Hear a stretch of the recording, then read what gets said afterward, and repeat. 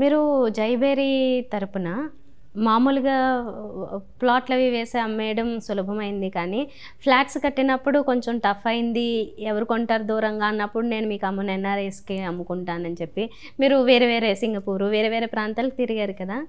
ఇప్పుడైతే అసలు దిక్కు తోచదు. నేను అక్కడికెళ్ళి అమ్ముతానన్నా ఎవరినైనా కలుస్తాము ఎన్ఆర్‌ఐస్‌కి అమ్మాలన్నా గూడా ఏవో అడ్వర్టైజ్‌మెంట్‌లు ఏవో చేస్తారు. మీరు అక్కడంతా తిరిగి ఏం చేశారు అసలు? ఎవరిని కలిసారు?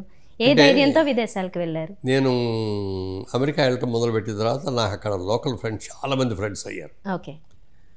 వాళ్ళ కష్ట సుఖాలు వాళ్ళ సమస్యలు చెప్పుకునే రోజుల్లో ఏమండి మేము కష్టపడి చదువుకొని పైకి వచ్చాం, వాళ్ళ బ్రహ్మాండంగా సంపాదించుకున్నాం, మంచి మంచి కారులో తిరుగుతున్నాం, పెద్ద పెద్ద ఇళ్లల్లో ఉంటున్నాం, కానీ మా పేరెంట్స్ మాత్రం అక్కడే ఉంటున్నారండి, అదే విలేజ్లో, అదే పాత ఇళ్లలో. వాళ్ళు వచ్చి ఇక్కడ ఉండమంటేనే ఉండట్లేదు, మేము ఉండలేము, మాకెవరు పలకరిస్తారు, మేము అక్కడే ఉంటామంటారు. మా పిల్లల్ని అక్కడ తీసుకెళ్ళి ఉంచుతూ ఉంటేనేమో ఆ టాయిలెట్స్, ఆ ఇళ్ళు, ఆ పరిసరాలు వీళ్ళకి తట్టుకోలేక వీళ్ళు రావట్లేదు. మరి ఇలాంటి సమస్యలు ఉన్నాయండి మాకు, ఏం చేయాలో తెలియట్లు. కనీసం మేము బతికే దాంట్లో కొంత అయినా ఒక మంచి డీసెంట్ లైఫ్ మా పేరెంట్స్ కలపాలని మాకు అందరికీ కూడా కోరుకుంటుంది.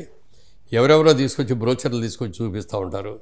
సరే మా వాళ్ళకి కొనిద్దామని అని చెప్పుకుంటే అక్కడ ఏమీ ఉండదు, మోసాలు చేస్తారు అని అంటే అప్పుడు నాకు దాని మీద ఐడియా వచ్చి మీలాంటి వాళ్ళందరూ కూడా దృష్టిలో పెట్టుకొని నేను ప్రాజెక్ట్ చేస్తానండి.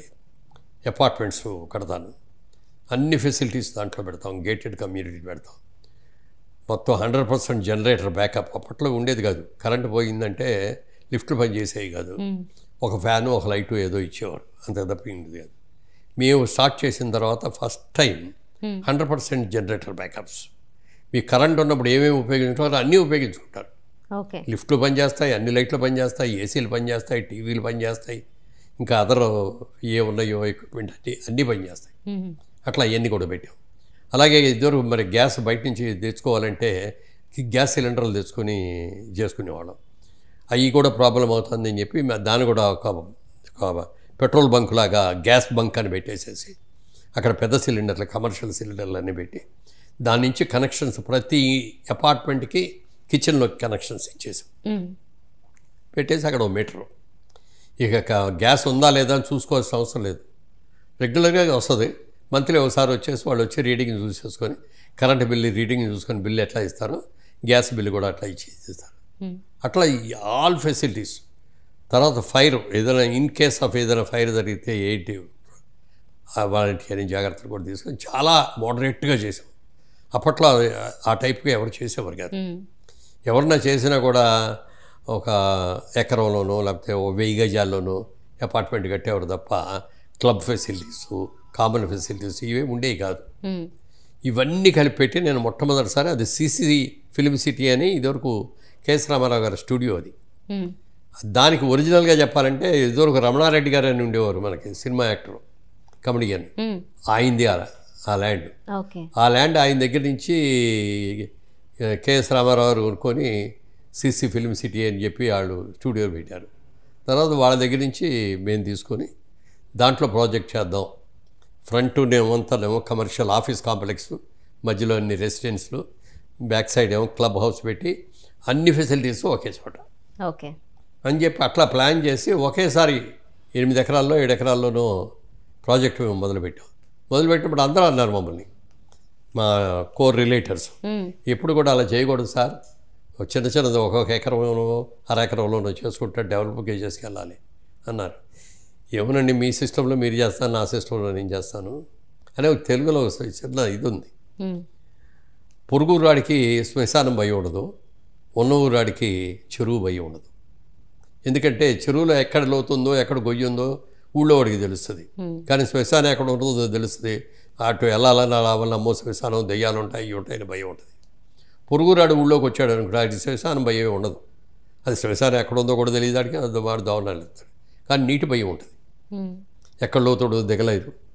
అందుకని అలాగే నేను కూడా నాకు ఒక చిన్నపిల్లాడి మనస్తత్వం అనుకోండి మీరు, నన్ను పిల్లాడిని తీసుకొచ్చి దూకరా అంటే దూకేస్తాడు, అమ్మో ఇందులో లోతుంది పడిపోతామేమో చచ్చిపోతామని ఆలోచించడు, నాన్న దూకేమన్నాడు కదా అని దూకేస్తాడు, ఒక నమ్మకం. నేను కూడా అలా దూకుతున్నానండి. దూకిన దాంట్లో ఫెయిల్యూర్ అయితే పాఠాలు నేర్చుకుంటాను, సక్సెస్ అయితే ఒక మార్గదర్శనం అవుతాను నేను కూడా అని చెప్పి అలా దిగి మొదలుపెట్టాం ఒకేసారి. అది అప్పుడు ఎన్ఆర్ఐస్ కొంతమంది అట్రాక్ట్ అయ్యారు, కానీ ఏమంటే ఊరు బయట ఉంటుంది కదా, అది అక్కడ ఆటోలు కూడా దొరకవు ఉంటాయి కదా, స్కూల్స్ ఏమి లేవు ఉంటాయి కదా, స్కూల్ యూనిట్స్, హాస్పిటల్స్ లేవు ఉంటాయి కదా, ఇలా అనేవారు. ఇక్కడి నుంచి మాదాపూర్ నుంచి అపోలో హాస్పిటల్ ఎంత దూరం అండి, ఓక్రిడ్ స్కూల్ ఎంత దూరం, కానీ అదే దూరంగా ఫీల్ అయిపోయేవారు. దాని మూలంగా కొంచెం సేల్స్ మందగించినాయి. ఇక్కడ ఊళ్ళో వాళ్ళు అయితే ఊరు బయటికి వెళ్ళి అక్కడే ఉంటాం, మీరు అందరూ ఎలాగే చెప్తారు ఫెసిలిటీస్ అవి ఇస్తాం ఇవి ఇస్తాం అని ఏమి ఉండదు రేపు పొద్దున్న చూస్తే అని చెప్పి ఊళ్ళో వాళ్ళు రాలా. అదే టైంలో న్యూయార్క్లో బిజినెస్ సెంటర్ అది మొత్తం కూలిపోవటం, అప్పుడు దాకా ఎన్ఆర్ఐస్ కొంటాం అనుకున్న వాళ్ళందరూ కూడా వచ్చేసి వద్దులే బాబు మన డబ్బులు మనం ఇక్కడే జాగ్రత్తగా చూసుకోవాలి అని ఇది అవటం. అట్లా ఒక 1.5 years నరకం అనిపించాం. ప్రాజెక్ట్ మొదలుపెట్టిన తర్వాత ఆపకూడదు, క్వాలిటీ తగ్గకూడదు, ఆపితే సిక్ అయిపోద్ది ప్రాజెక్ట్. అప్పుడు దాకా కొన్నాళ్ళందరూ ఏమండి ఎప్పుడు పూర్తి చేస్తారని అడుగుతారు. అందుకని ఎక్కడెక్కడ అప్పులు తేవాలో అన్నీ తెచ్చాం. మనకి సినిమా వాళ్ళకి అప్పులు ఇచ్చేది ఎవరు, సినిమా వాళ్ళు మన సినిమా ఫైనాన్సర్సే ఇస్తారు. ఆ వడ్డీలు సినిమా వడ్డీలు ఏంటో అందరికీ తెలుసు. ఆ వడ్డీలు తీసుకొచ్చి దీని మీద పెడితే లాభాలు రావు. అప్పుడు మేము ఒకటే ఆలోచించాం, లాభాల గురించి ఆలోచించొద్దు, ఓ పెద్ద ప్రాజెక్ట్ మొదలుపెట్టాం, అనుకున్నట్టుగా ఇది పూర్తి చేయాలి. మెడ్రాస్లో అప్పుడు దాకా షిఫ్ట్ అయ్యాం కదా, అక్కడ ఉన్న ఇళ్ళు ప్రాపర్టీస్ అవన్నీ అమ్మేశాను, ఆ డబ్బు తీసుకొచ్చి దీని మీద పెట్టాను. ఇక్కడ అయ్యో కొన్నవి ఉన్నాయి, అవన్నీ అమ్మేసి పెట్టేశాం. సినిమా వాళ్ళ దగ్గర నుంచి అప్పులు తెచ్చాం, సినిమా ఫైనాన్స్ దగ్గర వేసి అనుకున్నట్టుగా పూర్తి చేసాం. ఓసారి పూర్తి అయిన తర్వాత అందరూ చూసి అబ్బో భలే ఉందని ఆ పుట్టటకటకటక లాస్ట్లో కొనేశారు. ఓకే, ఓ బ్రాండ్ నేమ్ ఏర్పడింది, జయబేరి, బాగా చేస్తారు. అది ఆ తర్వాత కంటిన్యూ చేసాం.